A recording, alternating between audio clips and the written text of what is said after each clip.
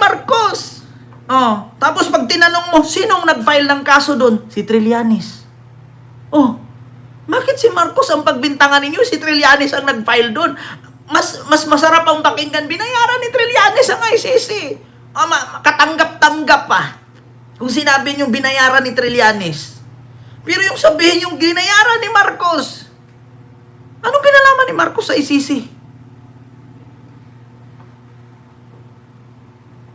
Si Trillanes ang nagsampa ng kaso kay Digong. Walang kinalaman si Marcos doon. Ultimo, pag iyot ninyo na hindi ma-shoot, si BBM may kasalanan. Oh. Ultimo, pag panganak na butas ang kondom, si BBM may kasalanan. Oh. Ultimo, pagkagutom, si BBM. Ultimo, yung addict dun sa Davao na nagtambling-tambling sa kable ng kuryente, si BBM. Ultimo, yung mga kulto doon na nanghaharang ng daan, si BBM. Putang ina. Ultimo, yung nasabugan ng paputok dun sa tagig na nagmotor, si BBM na naman may kasalanan. Diba? Alam mo, Johnny Depp, manahimik ka na lang. Gagawa ka na ng pangalan, peke pa. Ganyan naman talaga pag mga DDS. Diba? Ultimo yung magjowa. Na sinundo ng kotse. Tapos may regalo-regalo pagbukas conversation ng ex. Kay BBM pa rin. Ultimo yung babae na bumili dun sa tindahan, na binastos daw nung tindero, sinugod ng jowa at ng pamilya. Akala mo naman, kaganda-ganda ng babae, mura na mag-ilog palwa. Si BBM na naman may kasalanan. Nakita nyo yun? Yung sa tindahan, na kinumpronta ng magulang. Anong ginawa mo sa anak ko? Hinipuan mo daw, binastos mo daw. Akala mo naman, kaganda-ganda ni ate. Diyos ko naman. Ultimo yung kapatid ni Pokwang na namatok nang nagkakariton. Si BBM na naman may kasalanan. Putang ina niyo, mga DDS. Ultimo ito, si BBM may kasalanan. Kita mo yan? Ultimo kulto na nanghaharang ng kalsada, si BBM na naman may kasalanan. Di ba? Sinipa pa ng nobyo yung istante, kaya natuwad yung mga nakapatong nung candy. Putang ina. Chismis ang turing sa ngayon. Diyos ko naman. Sa talibag! Ultimo, pagkahulog ni Cabral sa bangin, si BBM na naman. Anong kinalaman ni BBM? Hulog yung tao, gusto niyang lumipad. Kaya, anong kinalaman ni Cabral nung tumambling siya doon at bulo na nagkabalik-balik siya doon sa baba? Talagang mabalik ka doon, kapayat-payat ni Cabral, tapos puro bato pa yung sa baba. Na puro na nga butox yung mukha noon. Na gano'n na nga, Di ba? Yung mukha ni Cabral na puro turok na. Gumagano na. Tapos, kumintab na yung noo dahil sa rejuvenating. Wala nang mabakbak, puro balat na lang. Talaga pag nahulog ka doon, talagang basag-basag ka. Si BBM na naman may kasalanan. Ultimo yung driver ni Cabral na walang palit-palit ng damit, walang ligo-ligo. Si BBM na naman may kasalanan. Putang inang yan. Kasalanan pa ni BBM yung driver ni Cabral na pula pa rin yung damit. Nung pumunta ng Biyernes sa ICI o sa Ombudsman, pula ang damit. Nung pumunta ng Baguio at namatay si Cabral, pula pa rin ang damit. Si BBM daw may kasalanan. Putang ina ninyo, mga DDS. Wa mo nalipong. Ano ba ininom ninyo? Kape? Na walang asukal? Kaya napakapait ng isip ninyo? Or kape na ang flavor ang palaya? Diba, Ma'am Silpa Glory? Lahat na lang isisi kay BBM. Ultimo yung mali-mali na sagot ni Sara sa pandesal, si BBM pa rin may kasalanan. Putang ina. Ultimo yung travel ni Pulong, 17 countries, si BBM pa rin may kasalanan. Putang ina ninyo nung kinalaman ni Marcos. Kawawa naman si Marcos. Bawat tulog ni Marcos, gawa ganon. Binangungot si Marcos sa ginagawa ninyo. Ay, Diyos ko. Ultimo yung pag-away ni Hanilet at ni Alputera dahil sa titi ni Digong. Si BBM may kasalanan. Putang ina.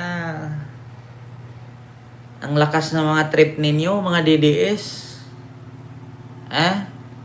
Ano pa mga trending ngayon? Ano pang nag-trending ngayon, mga kababayan? Sa social media. Ano pang nag-trending? na isisi ninyo kay BBM. Ay, Diyos ko.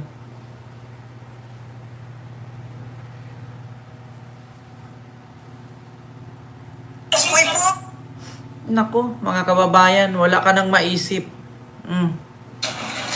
Ultimo yung Haponesa na namimigay ng lapad. Si BBM na naman may kasalanan. Putang ina talaga.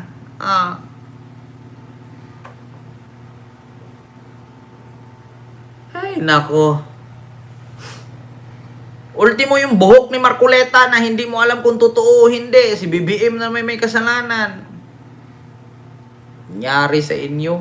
Pagtigil-tigilan nyo yan.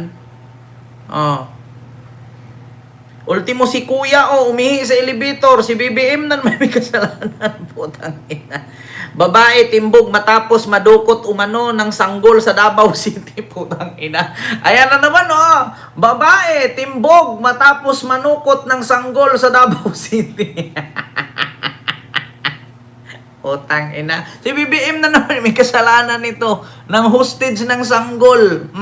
Sa Davao City. Ayun, Davao City, kalaki-laki yan, Babae, timbog matapos manungdukot ng sanggol sa Davao City. Ay, nako, ewan ko sa inyo, mga kababayan. Lahat na lang kasalanan ni BBM. Sa hindi pag-utot ni Marcoleta, si BBM na naman may kasalanan. Ay, nako. Ultimo, pagtanggap ng Armed Forces kay Robin bilang Army Reservist. Si BBM na naman may kasalanan. Putang inang yan. So good morning, ma. Ultimo, yung tambay, iniyot yung puno ng saging. Si BBM na naman may kasalanan. Anong kinalaman ni BBM dyan sa tambay na umiyot ng puno ng saging? Diyos ko. Ay, nako.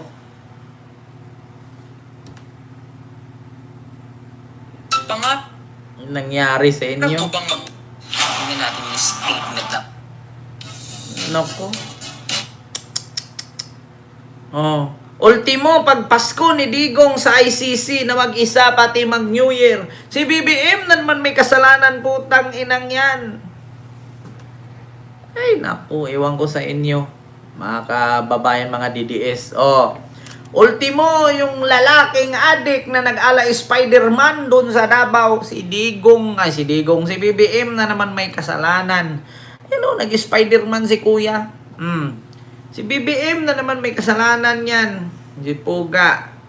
Kahirap-hirap pa isipin dito sa mga to. Yes, good evening. Merry Christmas dyan sa Pinas. Kita ninyo. Kahit anong project. Kaya tigil-tigilan nyo ako. Ultimo pusa namatay. Si BBM may kasalanan. Ay, naku.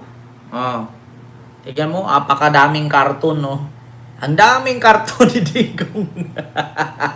Si BBM na naman may kasalanan dito pag nabasa to. Si BBM na naman may kasalanan pag nabasa yung mga karton na yan. Ginawa ng karton si Digong. Ay, Diyos ko. Robin, pagpatibay sa guilty verdict sa mga pulis sa Kian de los Santos case, patunay na di kailangan ng ICC. Di umuwi si Roque. Di ba? Patunay daw na hindi kailangan ng ICC. Pulis yan Si Digong presidente yun. Kaya alam mo na. Pag si Digong dito sa Pilipinas, kulong yan. Mga malayo lang, 3 buwan dyan. Kalaya na yan. So yun po yun, mga kababayan. Yung ating live ngayon. Abangan nyo po, Trillanes daw, Anrisa Hontiveros sa 2028. Nako, delicates ito. Magandang laban nito. Trillanes Risa. Tandem sa 2028. Ayan. So yun po yun mga kababayan. Mag-ingat po kayo palagi, Ayan lang po yung ating live sa mga oras na ito. Actually, 10:00 na po. Mag-ingat kayo palagi, mga kababayan. Maraming salamat po sa inyong lahat.